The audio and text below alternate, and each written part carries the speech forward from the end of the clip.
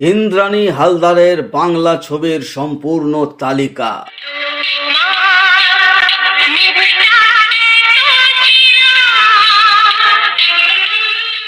ভিডিওতে আমরা জানবো ইন্দ্রাণী হালদার মোট কটি বাংলা ছবি করেছিলেন আর সেই সব ছবির ব্যবসা কিরকম ছিল।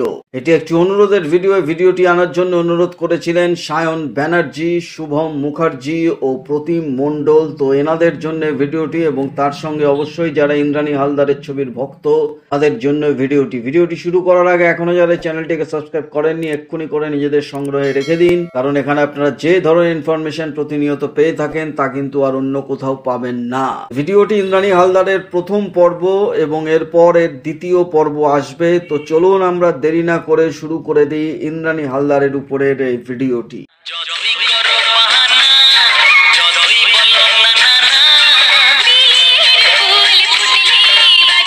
ইন্দ্রাণী হালদারের প্রথম মুক্তিপ্রাপ্ত ছবি ছিল মন্দিরা। 11ই মে 1990 সালে ছবিটি মুক্তি পেয়েছিল। প্রথম নায়িকা হিসাবে আত্মপ্রকাশ করেন এই ছবিতে সুজিত গুহ ছিলেন এই ছবির পরিচালক, প্রসেনজিৎ ছিলেন ইন্দ্রাণী হালদারের নায়ক, সঙ্গে বম্বের সোনাম, চ্যাঙ্কি পান্ডে, নীলামরা ছিলেন। বক্স অফিসে ছবিটি অ্যাভারেজ বিজনেস করেছিল, কিন্তু ছবির গান দারুণ হিট হয়েছিল।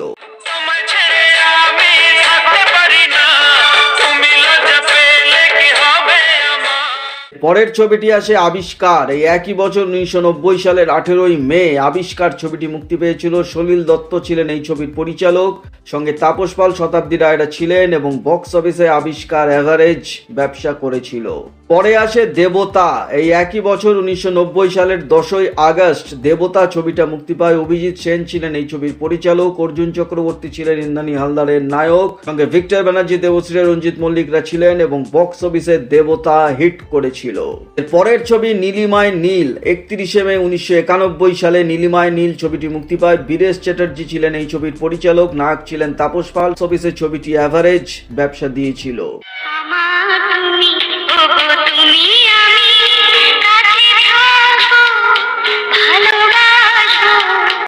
পরের ছবি দেবর। 27শে সেপ্টেম্বর 1991 সালে দেবর ছবিটি মুক্তি পায়। অমল রায় ঘটক ছিলেন এই ছবির পরিচালক, সঙ্গে তাপস পাল, সন্ধ্যারানী, জয়সেন গুপ্তরা ছিলেন।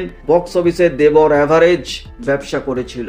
এর পরের ছবি আসে শ্বেত পাথরের থালা। 13ই নভেম্বর 1992 সালে শ্বেত পাথরের থালা ছবিটি মুক্তি পেয়েছিল। প্রভাত রায় ছিলেন এই ছবির পরিচালক, সঙ্গে অপর্ণা সেন, দীপঙ্কর দে, ঋতুপর্ণা সেনগুপ্তরা ছিলেন এবং বক্স অফিসে শ্বেত পাথরের থালা সুপার হিট হয়েছিল। এর পরের ছবি দান প্রতিদান। 30শে এপ্রিল 1993 সালে দান প্রতিদান ছবিটি মুক্তি পেয়েছিল। সুখেন দাস ছিলেন এই ছবির পরিচালক, সঙ্গে তাপস পাল, অভিষেক চ্যাটার্জি, পাপি অধিকারীরা ছিলেন এবং বক্স অফিসে দান প্রতিদান চলেনি, ফ্লপ করেছিল। এরপরে আসে কাঁচের পৃথিবী। এই একই বছর 7ই মে 1993 সালে কাঁচের পৃথিবী ছবিটি মুক্তি পায়। অমল রায় ঘটক ছিলেন এই ছবির পরিচালক, নায়ক ছিলেন অয়ন ব্যানার্জি, কিন্তু বক্স অফিসে ছবিটি চলেনি, ফ্লপ করেছিল। এরপরে আসে সোনাম রাজা। একই বছর 30শে জুলাই 1993 সালে সোনাম রাজা ছবিটি মুক্তি পেয়েছিল। সলিল চট্টোপাধ্যায় ছিলেন এই ছবির পরিচালক, সঙ্গে ভাস্কর ব্যানার্জি, সুপ্রিয়া দেবী, শুভেন্দু চ্যাটার্জিরা ছিলেন, কিন্তু এই ছবিটিও বক্স অফিসে চলেনি, ফ্লপ হয়েছিল। পরের ছবি তপস্যা। 22শে অক্টোবর 1993 সালে তপস্যা ছবিটি মুক্তি পেয়েছিল। রজত দাস ছিলেন এই ছবির পরিচালক, তাপস পাল, সুখেন দাস, জয় ব্যানার্জিরা ছিলেন এবং বক্স অফিসে তপস্যা বিলো অ্যাভারেজ ব্যবসা করেছিল। এরপরে আসে বিশ্বাস অবিশ্বাস। পরের বছর 22শে জুলাই 1994 সালে বিশ্বাস অবিশ্বাস ছবিটি মুক্তি পেয়েছিল। স্বপন সাহা ছিলেন এই ছবির পরিচালক, সঙ্গে প্রসেনজিৎ, চিরঞ্জিত ছিলেন এবং বক্স অফিসে ছবিটি হিট করেছিল। এর পরের ছবি বিদ্রোহিনী। 22শে জুলাই 1994 সালে বিদ্রোহিনী ছবিটি মুক্তি পেয়েছিল। বিপ্লব চ্যাটার্জি ছিলেন এই ছবির পরিচালক, সঙ্গে তাপস পাল, শতাব্দী রায় ছিলেন এবং বক্স অফিসে ছবিটি চলেনি, ফ্লপ হয়েছিল।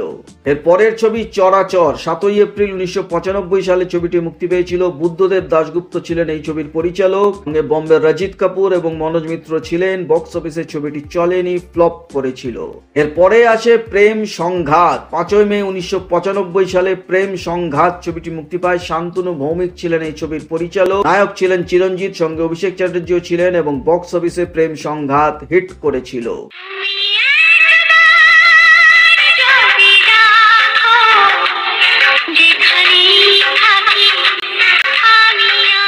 এর পরের ছবি অন্তরতম। 19 মে 1995 সালে অন্তরতম ছবিটি মুক্তি পায়। দীনবন্ধু ঘোষ ছিলেন এই ছবির পরিচালক, সঙ্গে তাপস পাল, রঞ্জিত মল্লিক, সুমিত্রা মুখার্জিরা ছিলেন, কিন্তু বক্স অফিসে অন্তরতম চলেনি, ফ্লপ করেছিল।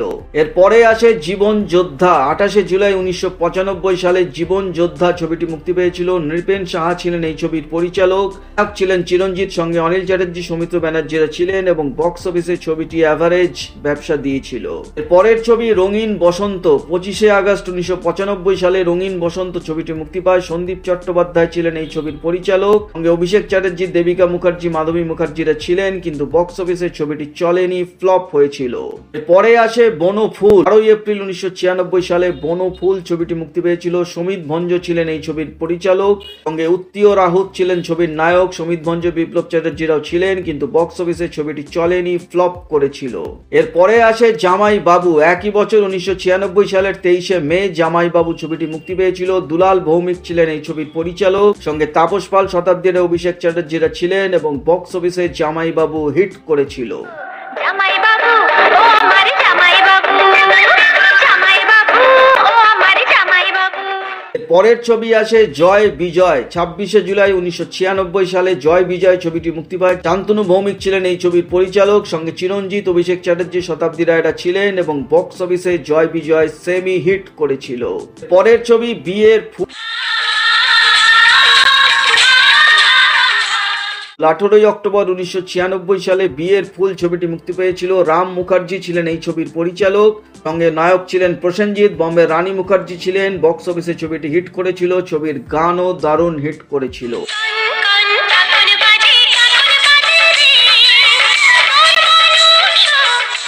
পরের ছবি মহাবীর কৃষ্ণ। পরের বছর 1997 সালের 14 ফেব্রুয়ারি মহাবীর কৃষ্ণ ছবিটি মুক্তি পেয়েছিল। রজত দাস ছিলেন এই ছবির পরিচালক, অয় ব্যানার্জি ছিলেন ইন্দ্রাণী হালদারের নায়ক, কিন্তু বক্স অফিসে ছবিটি চলেনি, ফ্লপ হয়েছিল। এরপরে আসে ভালোবাসা। এই একই বছর 1997 সালের 4 জুলাই ভালোবাসা ছবিটি মুক্তি পেয়েছিল। সমিত ভঞ্জ ছিলেন এই ছবির পরিচালক, প্রসেনজিৎ নায়ক ছিলেন, সঙ্গে শিল্পাও ছিলেন, কিন্তু বক্স অফিসে ছবিটি চলেনি, ফ্লপ হয়েছিল। পরের ছবি আসে সপ্তমী। 29 আগস্ট 1997 সালে সপ্তমী ছবিটি মুক্তি পেয়েছিল। পল্লব ঘোষ ছিলেন এই ছবির পরিচালক, প্রসেনজিৎ ছিলেন নায়ক, অভিষেক চ্যাটার্জিও ছিলেন, কিন্তু বক্স অফিসে এই ছবিটিও চলেনি, ফ্লপ হয়েছিল। পরের ছবি লাল দরজা। 24 অক্টোবর 1997 সালে লাল দরজা ছবিটি মুক্তি পায়। বুদ্ধদেব দাশগুপ্ত ছিলেন এই ছবির পরিচালক, সঙ্গে শুভেন্দু চ্যাটার্জি, বিপ্লব চ্যাটার্জিরা ছিলেন, কিন্তু এই ছবিটিও বক্স অফিসে ফ্লপ করেছিল। এর পরের ছবি আসে একালের কালপুরুষ। 28 নভেম্বর 1997 সালের ছবিটি মুক্তি পায়। কুমার রানা ছিলেন এই ছবির পরিচালক, সঙ্গে ভাস্কর ব্যানার্জি, দীপঙ্কর দেরাও ছিলেন, কিন্তু বক্স অফিসে ছবিটি চলেনি, ফ্লপ হয়েছিল। পরের ছবি নয়নের আলো। 30 জানুয়ারি 1998 সালে নয়নের আলো ছবিটি মুক্তি পায়। স্বপন সাহা ছিলেন এই ছবির পরিচালক, সঙ্গে প্রসেনজিৎ, তাপস পাল ছিলেন, এবং বক্স অফিসে নয়নের আলো হিট করেছিল। পরের ছবি আসে দহন। 10 এপ্রিল 1998 সালে দহন ছবিটি মুক্তি পায়। ঋতুপর্ণ ঘোষ ছিলেন এই ছবির পরিচালক, সঙ্গে অভিষেক চ্যাটার্জি, ঋতুপর্ণা সেনগুপ্তরা ছিলেন, এবং বক্স অফিসে দহন হিট হয়েছিল। পরের ছবি আসে চৌধুরী পরিবার। 17 এপ্রিল 1998 সালে চৌধুরী পরিবার ছবিটি মুক্তি পেয়েছিল। বাবলু সমাদ্দার ছিলেন এই ছবির পরিচালক, প্রসেনজিৎ নায়ক ছিলেন, সঙ্গে রঞ্জিত মল্লিক, শুভেন্দু চ্যাটার্জিরা ছিলেন, এবং বক্স অফিসে ছবিটি সেমি হিট করেছিল। পরের ছবি আত্মজা। একই বছর 1998 সালের 26 জুন আত্মজা ছবিটি মুক্তি পায়। অভিনেত্রী মাধবী মুখার্জি এই ছবিটি পরিচালনা করেছিলেন, অর্জুন চক্রবর্তী, নির্মল কুমাররা ছিলেন, কিন্তু বক্স অফিসে আত্মজা চলেনি, ফ্লপ হয়েছিল। পরের ছবি বিষ্ণু নারায়ণ। 10 জুলাই 1998 সালে বিষ্ণু নারায়ণ ছবিটি মুক্তি পেয়েছিল। সনদ দত্ত ছিলেন এই ছবির পরিচালক, চিরঞ্জিত, তাপস পাল, ঋতুপর্ণা সেনগুপ্তরা ছিলেন, এবং বক্স অফিসে ছবিটি অ্যাভারেজ ব্যবসা দিয়েছিল।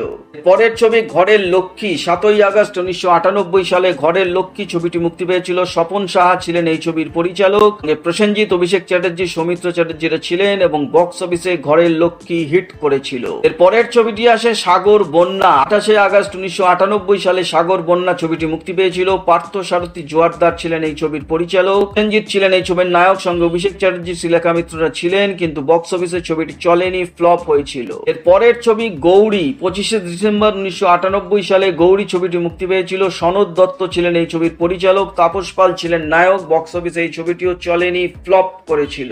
পরের ছবি দাদা ভাই। 5 ফেব্রুয়ারি 1999 সালে দাদা ভাই ছবিটি মুক্তি পায়। পল্লব ঘোষ ছিলেন এই ছবির পরিচালক, চিরঞ্জিত, অভিষেক অভিষেক চ্যাটার্জি, ইন্দ্রাণী দত্তরা ছিলেন এবং বক্স অফিসের ছবিটি বিলো অ্যাভারেজ ব্যবসা করেছিল।